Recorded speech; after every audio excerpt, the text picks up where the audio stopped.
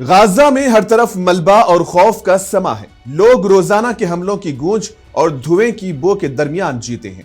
अस्पताल की दीवारें टूटी हुई हैं, रास्ते वीरान हैं और हर चेहरे पर सब्र के साथ साथ दर्द भी लिखा हुआ है।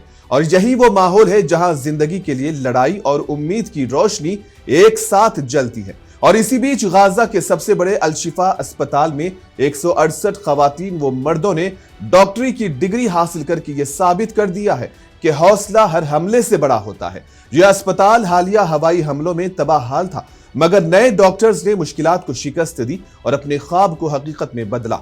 डिग्री तकरीब अस्पताल के बाहर मुनक्किद हुई, जहां उन डॉक्टर्स के अलावा जामाक डॉक्टर्स को भी खिराज तहसीन पेश किया गया जिन्होंने इस जिंदगी की कीमत पर दूसरों की जिंदगी बचाने की जद्दोजहद की है।